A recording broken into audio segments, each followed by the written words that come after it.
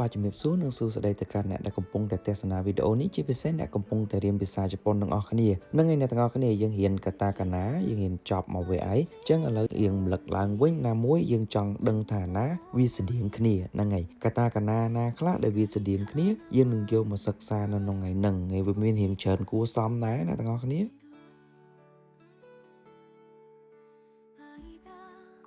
ចឹងអ្នកទាំងអស់គ្នាអក្សរដែលដូចគ្នាគូទី1គឺអហើយនិងម៉ាក់អ្នកទាំងអស់គ្នាមើលគឺវាដូចគ្នាប៉ុន្មានអាក្បាលដំបូងវិញចេញមកគឺដូចគ្នាខុសតែកតុយទៅឆ្វេងទៅស្ដាំទេរីឯគូទី2គឺខុហើយនិងតាក់នឹងអ្នកទាំងអស់គ្នាគឺដូចទាំងអស់ហ្មងគ្រាន់តែថាតាក់មានវះតែប៉ុណ្្នឹងឯងរីឯគូទី3វិញគឺខុជាមួយនឹងរកអញ្ចឹងខុហើយនឹងរកណាអាមួយ3ជ្រុងអាមួយ4ជ្រុងខុសគ្នាតែប៉ុណ្្នឹងឯងគូទី4គឺគូស៊ីហើយនឹងជឺហ្នឹងហើយអញ្ចឹងអក្សរស៊ីអាពីរតក់នោះលើក្រោមហើយគូអាចុងក្រោយពីក្រោមឡើងលើហើយខ្លីទេរីឯជឺពីរតក់ហ្នឹងចង់ប្រហាក់ប្រហែលគ្នាក៏ពោះហើយអាចុងក្រោយគឺគូពីក្រោមឡើងលើរីឯគូទី5វិញគឺអក្សរសុហើយអក្សរអ៊ឺនអក្សរសុហើយអក្សរអ៊ឺនគឺវាថាស្តៀងគ្នាមែនតើកាន់កតុយសុវាវែងជាងហើយគូពីលើចុះក្រោមរីឯអ៊ឺនគូពីក្រោមឡើងលើហើយខ្លីជាងហើយនេះជាគូទី6គឺអក្សរជីហើយនិងអក្សរតេហ្នឹងហើយអញ្ចឹងគឺវាខុសគ្នាបែបហ្នឹង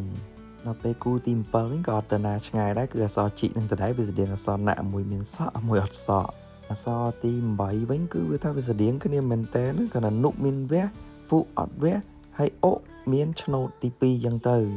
ដល់ពេលគូទី9គឺណុហើយនិងម៉ែណុអត់មានវះហើយម៉ែមានវះ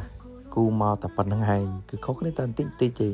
រីឯគូទី10គឺគូម៉ាក់ហើយនិងមុខម៉ាក់ហើយមុខវាដូចវាត្រឡប់ទៅវិញទៅមកមិនទេវានៅតែនឹងឯង